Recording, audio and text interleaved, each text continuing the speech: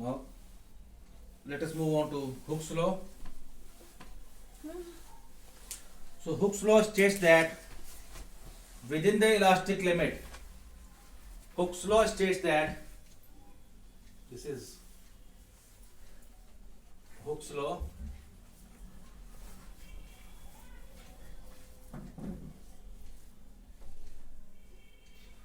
Hooke's law states that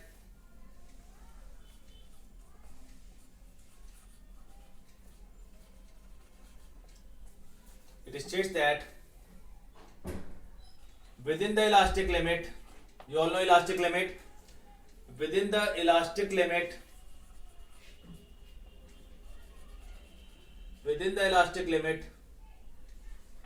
stress is directly proportional to strain, and elastic limit is maximum deforming force after the removal of which object regains its permanent shape. It will not regain its original shape and size after the removal of this deforming force, maximum deforming force. So that means elastic limit is the limit of elasticity within under which object will be able to regain its original shape and size, but beyond which it will not be able to regain its original shape and size. So stress is directly proportional to strain, which means that when we remove proportionality sign, there will be a constant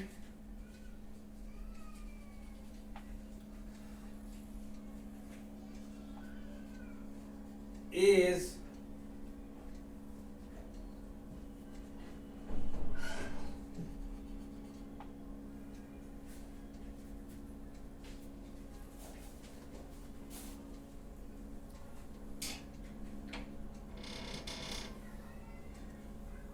stress upon strain, where E is known as coefficient of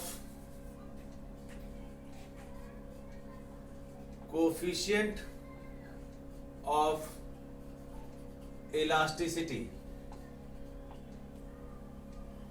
It remains constant for a elastic substance, but this is known as coefficient of elasticity. Depending on type of stress and type of strain, there will be three types of coefficient of elasticity.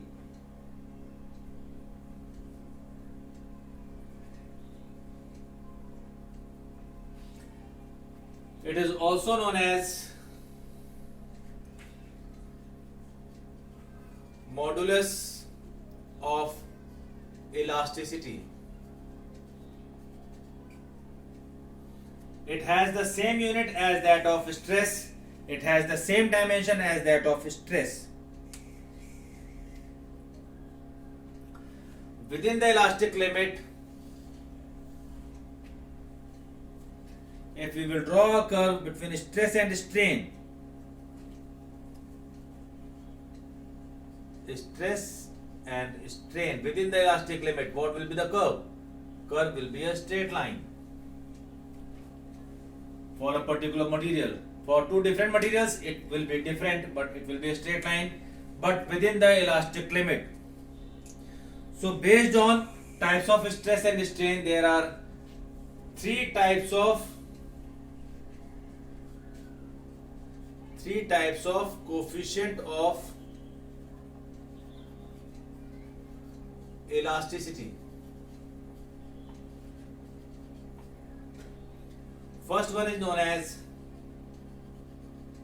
Young's modulus of elasticity. Young's modulus of elasticity denoted by capital Y. This capital Y varies with substance. It never depends on shape, size or anything else. It only depends on substance of the body, material of the body. So Young's modulus is defined as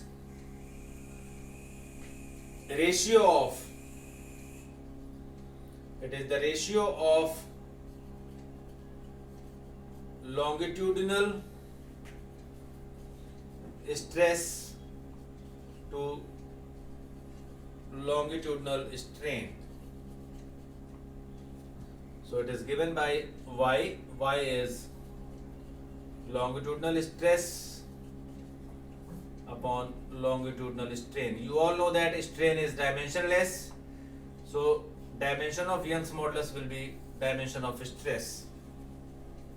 This is longitudinal stress. If an object is suspended like this, its weight will increase its length. This is original length. This is change in length. And the cross section area is, if it is like cylinder, cross section area will be pi r square. So in this case, Young's modulus is equals to weight upon weight per unit area upon change in length upon original length. So weight here is mg, whatever is suspended. Area is pi r square delta L by L. This is in the case when it is suspended vertically down. Now, here you can see if delta L is equals to L, that is possible only if it is 2L minus L. If the length becomes twice, listen here carefully. If delta L is equals to L, then this L and this L will cancel out. You are left with mg by pi r square. What is that? That is longitudinal stress. So this L is possible only when the length increases to 2 times. So here I am going to define Young's modulus in terms of stress. I will define Young's modulus in terms of stress. So here, in this condition, y is equals to mg by pi r square, which is longitudinal stress under this condition. So Young's modulus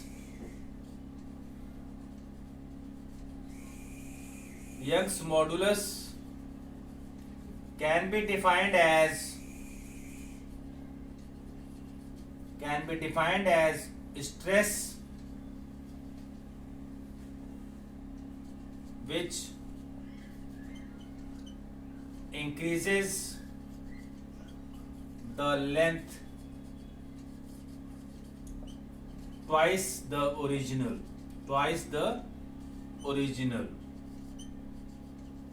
This is the definition of Young's modulus. Now here you can see that unit of y will be Newton per meter square or Pascal you can say. Dimension of y will remain that of stress, and the most important part, you can see from this that delta L is inversely proportional to Young's modulus, which means the substance which has less Young's modulus, value of Young's modulus, will have more elongation, will have more strain.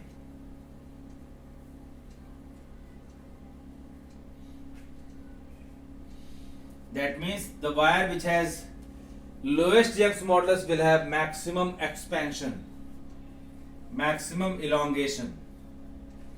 And from here I am going to explain whether steel or rubber which is more elastic. So from here you can see this is the formula, or this is the formula. On a steel, if you apply a stress, you have to apply more stress. So numerator will be more, Young's modulus will be more. That means coefficient of elasticity will be more. So that means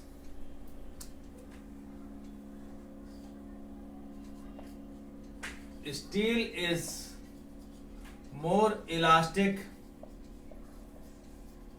than rubber. Why? Because in case of rubber you have to apply less stress. You have to apply less stress compared to steel. So if the stress is less, Young's modulus will be Young's modulus will be less. Again, if the stress is less, but in case of rubber, strain will be more. So this is less, denominator is more, this will be less. In case of steel, stress is more, strain will be less, so Young's modulus will be high. So Young's modulus for steel is always greater than Young's modulus for rubber. That is why steel is more elastic than rubber, because it has more coefficient of elasticity as compared to that of rubber. Now next is, this is first type of coefficient of elasticity. Now next is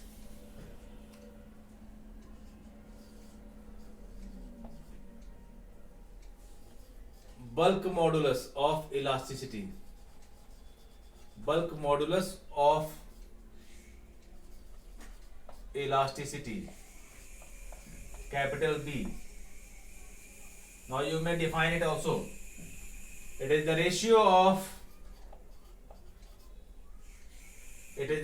of normal stress to volumetric strain. It is given by normal stress, that is pressure,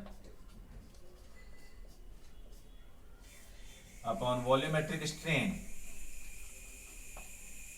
So it can be defined in terms of P. P is pressure, change in volume upon original volume, and that is negative. Why delta V is negative?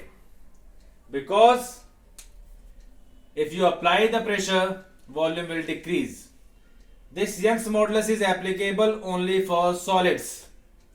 This is applicable for fluids. So bulk modulus is this. Negative sign shows, negative sign implies decrease in volume. Decrease in volume. So bulk modulus is also having same dimension, same unit. As such, there is no problem with this formula. This you might have used in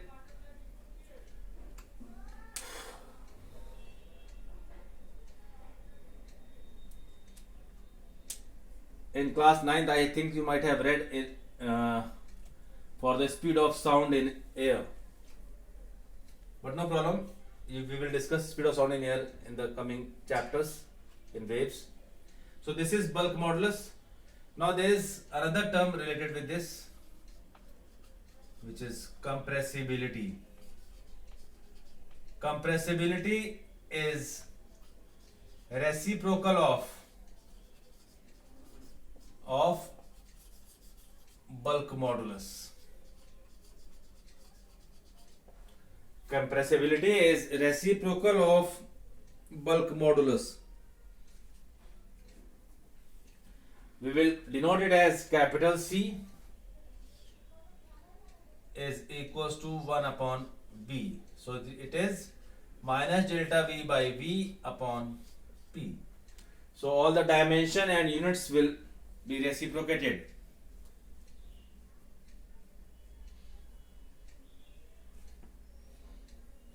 Its unit will be meter square per Newton. Meter square per Newton or centimeter square per dyne. So this is compressibility. Bulk modulus is least possible in solid, but it is there. So you can say that bulk modulus is possible in all the three states of matter.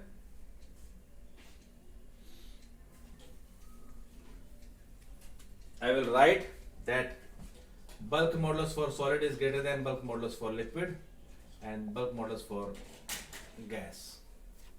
So bulk modulus for solid is more than bulk modulus for liquid, and that is more than bulk modulus for the gas. For a perfectly rigid body, for perfectly rigid body,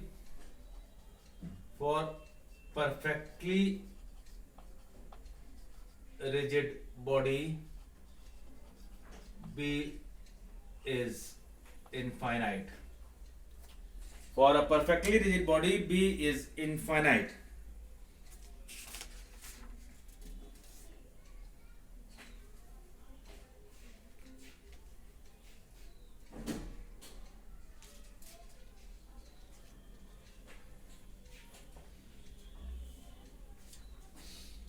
Now next is modulus of rigidity. Third one is modulus of rigidity. Modulus of rigidity. It is denoted by eta as you have denoted efficiency. It is the ratio of shearing stress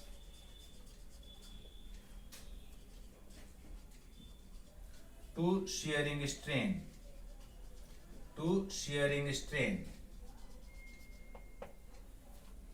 So it is given by shearing stress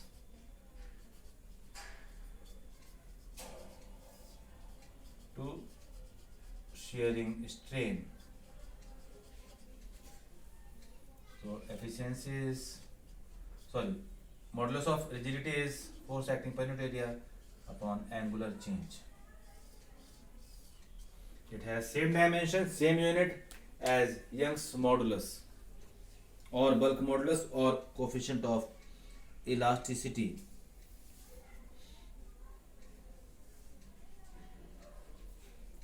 For most solids,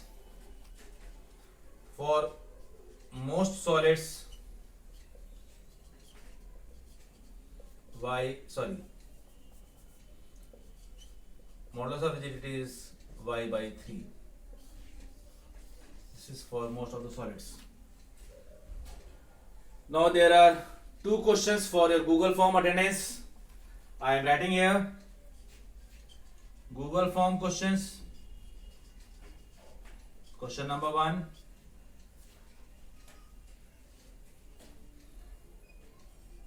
State Hooke's law.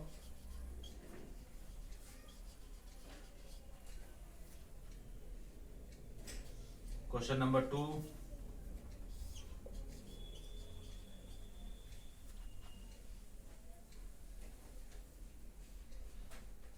Question number 2. You have to write the answers and submit it.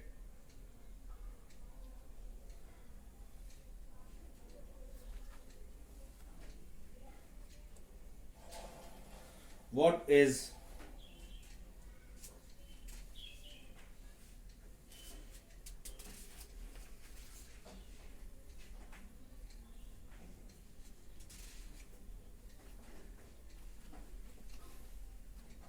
write